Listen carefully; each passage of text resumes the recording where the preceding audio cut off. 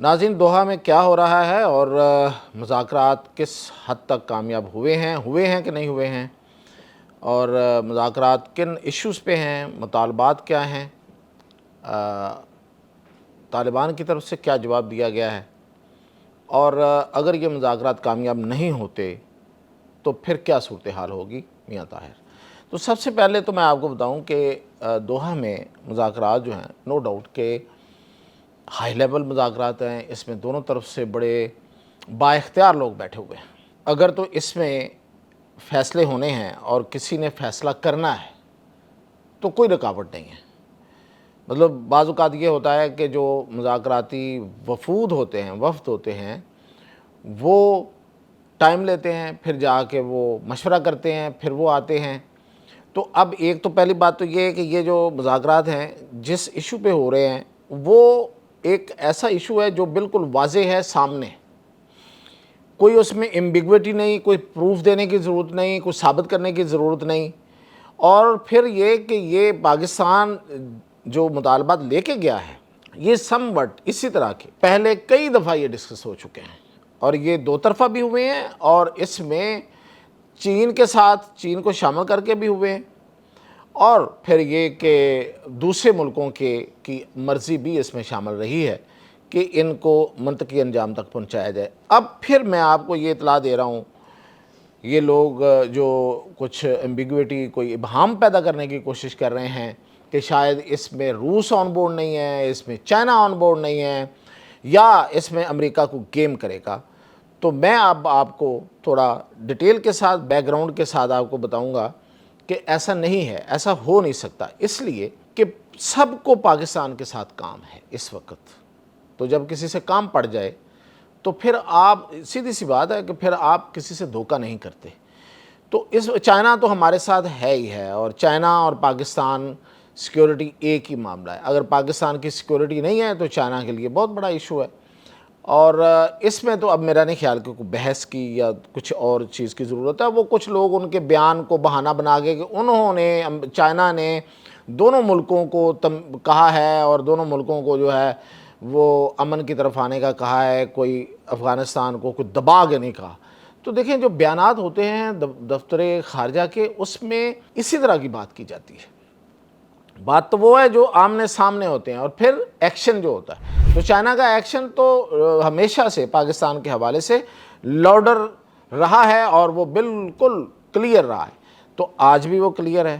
دوسرا رہ گیا رشیا کو اس وقت سب سے زیادہ ضرورت پاکستان کی، اور اس کے بعد ایران کی ہے، اور ایران کے ساتھ بھی اس کا اگر یہ روٹ کلیئر ہوتا ہے افغانستان والا تو اس کو زیادہ فائدہ ہے بجائے اس کے کہ وہ کسی لمبے روٹ کے ذریعے آئے۔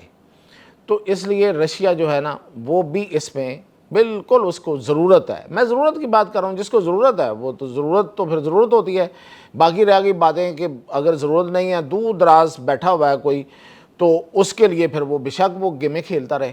اب تیسرا کریکٹر کون سا پیچھے رہ گیا، وہ رہ گیا امریکہ۔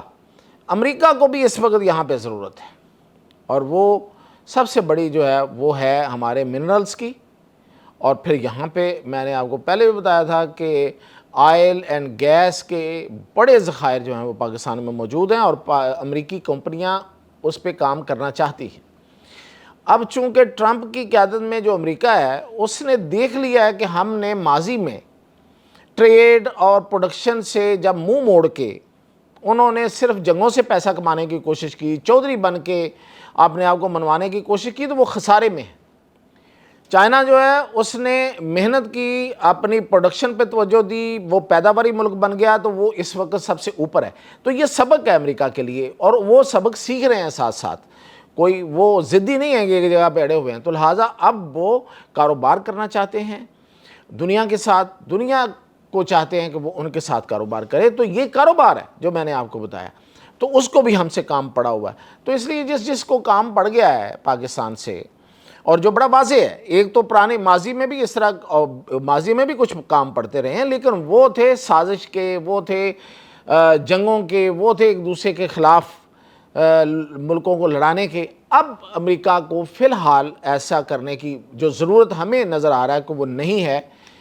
وہ جو اس کا شوق ہے وہ مڈل ایسٹ تک پورا کرے گا، ضرور کرے گا، میں اس سے اتفاق کرتا ہوں، اس سے میں زیادہ اختلاف بھی نہیں کرتا، لیکن وہاں بھی اس کے پاس گنجائش اب کم ہے۔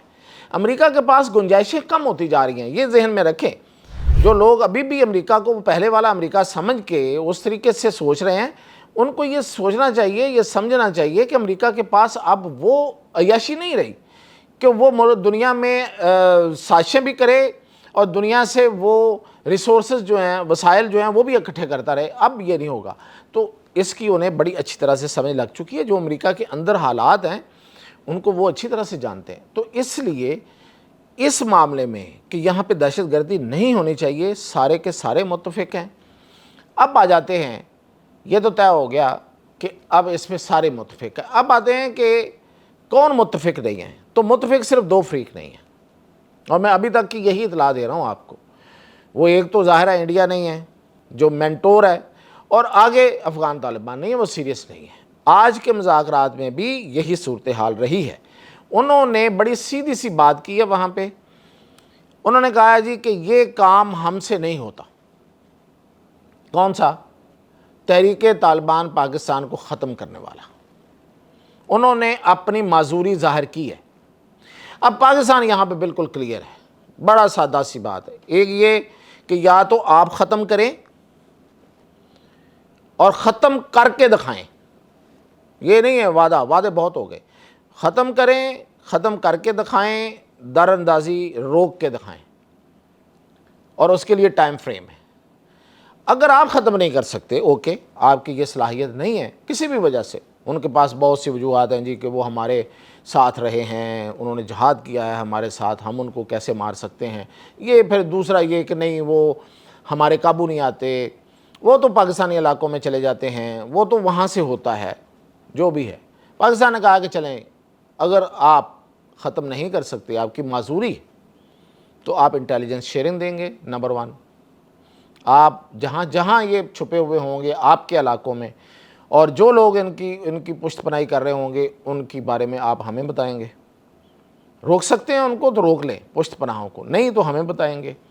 اور دوسرا یہ کہ پھر ساورنٹی والا معاملہ نہیں آئے گا بیچ میں کہ جی یہ آگے گھس کے مار رہے ہیں تو یہ ہماری وہ اس میں مداخلت ہے، یہ نہیں آئے گا۔ یہ وعدہ کر لیں، ہم خود کر لیتے ہیں، آپ نہ کریں، ہم کر لیتے ہیں۔ کرنا تو ہے، یہ تو نہیں ہو سکتا کہ یہ رہیں۔ تو اس لیے یا آپ ختم کر لیں یا ہمیں کرنے دیں، اور شور نہیں کرنا، چپ کر کے بیٹھنا ہے اور ہمیں بتانا ہے، ہمارے ساتھ تعاون کرنا ہے۔ یہ ہے اصل میں مین نقطہ۔ اب یہ وہ پوائنٹ ہے، یہاں پہ اگر تو بات بن گئی تو ٹھیک، ورنہ پھر پاکستان آگے جائے گا دو اگلے پوائنٹس پہ۔ وہ کیا ہے؟ وہ یہ کہ آپ کے لوگ on record and of the record اور تاریخ میں بھی یہ کہتے آ رہے ہیں کہ یہ ڈیورنگ لائن جو ہے یہ خیالی لکیر ہے، اس کو وہ نہیں مانتے تو کوئی بات نہیں، نہ مانیں تو لائن پھر ہم نئے سرے سے کھینچ لیں گے۔ لائن تو وہی کھینچتا ہے نا جس سے کوئی لائن کھینچنا آتی ہے۔ تو یہ لائن ہے نا اس وقت جو بھی لائن ہے، تو یہ اس کو آپ نہیں مان رہے تو نہ مانیں، کوئی ایشو نہیں ہے۔